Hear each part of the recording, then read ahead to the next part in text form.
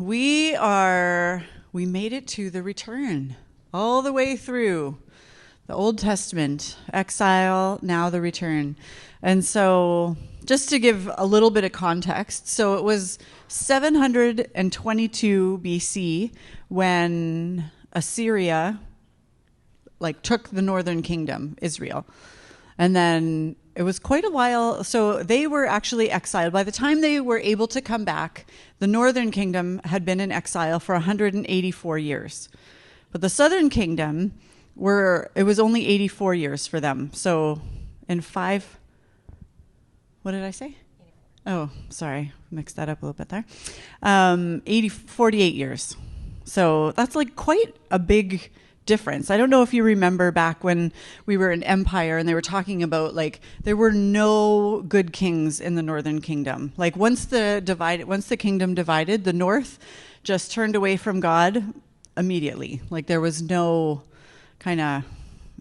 anything good happening up there, even though they still had, hundreds of years that God was calling them back. But that didn't happen. And so you would think with Judah, they were whoa, we've seen, God is serious. This exile thing can really happen. He followed through on the consequences he threatened before we ever even had a king. That's right. Yep. Yeah. And so, even though it was 100, and whatever years later, they were taken off into exile. Only 48 years they were gone.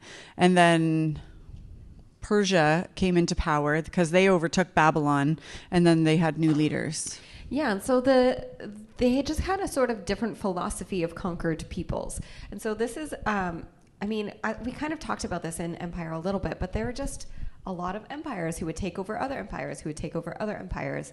And this has gone on all throughout history. And we see that here in Canada, as we are hearing about the ways that the Europeans came in and had an empire over the First Nations people. So this is not a new story. But what happened with these empires was Babylon's philosophy was, we will go in, we will take people out of their homes and their lands, displace them, put them in a new land, and force them to assimilate to our culture. So they have to worship our gods, they have to eat the way we eat, they have to do everything our way. And that was Babylon's philosophy. Now, Persia came in and took over Babylon, and Persia's philosophy was really different. And they were like, we want the people to actually like us and to want to be here. So go back to where you came from. That's fine. Worship the way you want to worship. That's great, because you're going to be a happier people, but you still belong to us, and we're still in charge over you. But you're probably not going to stab us in the back. So they had a different approach and a different philosophy, and so that's why within a year of them taking over, when Cyrus became king of Persia, became king, and it was no longer Babylon, the Israelites were allowed to return. Yeah, so they came back in waves. They came back in waves. So Zerubbabel, which is such a weird name, but he kind of brought back the first wave of Israelites, and so they were able to come back. They rebuilt the temple, and then Ezra came shortly after that. And I think they finished up by the time Ezra came back. Yeah, the temple was already done. And so if we think back to yesterday, as Andy was talking about why they were exiled, and he mentioned that it was this physical representation of the spiritual exile that they were already experiencing, that they had distanced themselves from God and they were not worshiping him or following him. And so after hundreds of years of being patient, finally, they were taken into exile. And so one of the reasons why they wanted to return and why their first priority was rebuilding the temple was because they wanted to belong to God again. They wanted to restore that relationship. And so that was what they did under Zerubbabel. But when Ezra came, he discovered that, you fixed up the temple, but you're not actually worshiping God. You're not actually following him. You're still marrying the other nations around you and worshiping their gods. This is really problematic. So he kind of called them to more repentance again as well. Yeah. Right. Good. So even once they returned, there were still issues, and we live in that too. We thought that we would show a video to give a bit of an overview of the book of Nehemiah, because that's where we're going to land for a little bit more, because it's a great segue that we want to kind of highlight. So let's watch video together.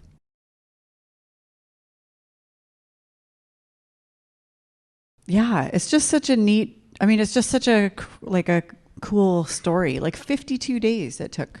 Yeah, that to was build the so wall. fast. It took them 20 years to rebuild the temple and 52 days to build a ginormous wall, while they were being opposed and people were trying to kill them. So they have like a weapon in one hand and a tool in the other. It's pretty crazy. Yeah.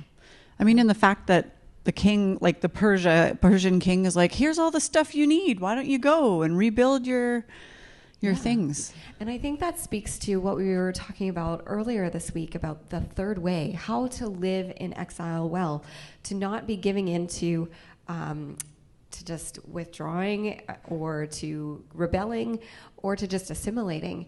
But Nehemiah did this beautifully of he passionately still loved his God, the God of Israel, but he served his leaders, oppressors. Yeah. He served them well and wholeheartedly. He was in a really trusted position because he was seeking their good.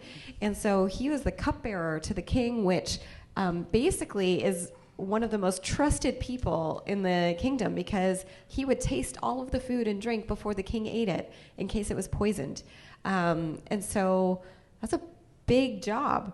And basically one day he looked sad, and the king was like, why do you look sad? And he was like, I'm sad because I've heard about the state of the walls of my homeland. And the king was like, let me finance this trip for you. Yeah. And so I think a good lesson here is his faithfulness to God, but also to the people that he was serving under, enabled him to be blessed in this way, and God used that. Yeah. So Ezra had gone back, the temple was built, and things were not in a good space. So even though their intention was good, like they wanted to go back and rebuild the temple as a sign of their commitment to God, they just weren't able to live that out in a really tangible way that they could sustain for any period of time. And so when Ezra went back, he was like, hey, remember? So while they were in exile, a lot of the Old Testament was written down to encourage the people, to encourage them to remember, like, this is who God is, and this is who we are because we are God's people. And so their history was all written down. And so for Ezra to go back and read through the first 5 books of the Old Testament, the Torah, was pretty meaningful and very symbolic. And they may not have been very aware of the law yet. They may not have even known all of the ways that they were breaking it and breaking God's heart. So this was really a renewal of their relationship with God in a lot of different ways, not just physically being back in Jerusalem, but also even just knowing what it is to walk with God. But they needed walls to protect them because they were at a lot of risk with these broken down walls from enemies. And so they were struggling with being able to fully worship God in safety and in peace because the city was still in shambles. Yeah.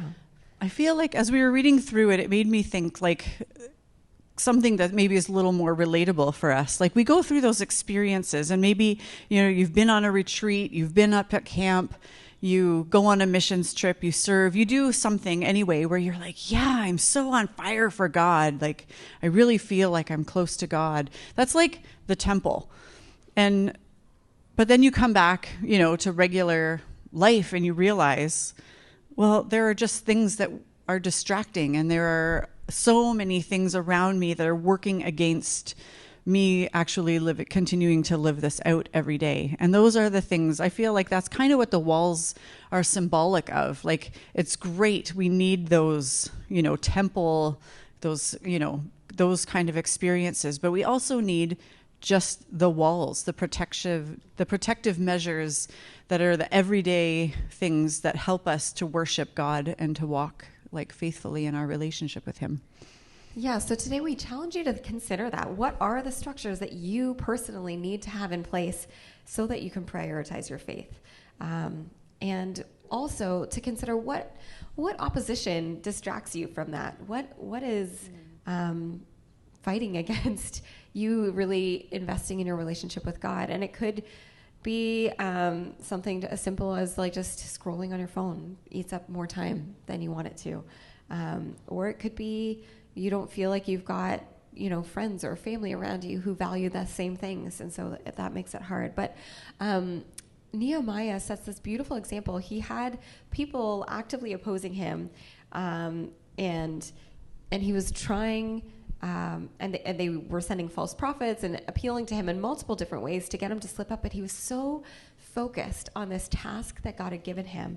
He was so single-minded, and he had wisdom and discernment to not fall for their tricks, because he knew, no, this is what matters. This is what God has called me to. And so, we want to encourage that for you, of what structures can you put in place to help you stay focused on pursuing that relationship with God, and who can you have around you to help support you in that as well. Because it is the everyday things. Like if you're not kind of growing in your prayer life, if you're not spending time in some kind of like meditating on scripture or having regular conversations of accountability with someone in your life, it might seem like, well, it's not a big deal, but it kind of is. Like those are the walls that will help to keep you strong and protected and be there when you need them to, like Megan said, to keep that single-minded focus, to remember and have wisdom in what God is calling us to and how to just navigate the world that we live in. Yeah, and Nehemiah's response always was prayer. Like whenever he was faced with anything, even when he had first heard this news about the state of the wall back in Jerusalem and he was heartbroken over it, he prayed. And then he found favor with the king because he had prayed.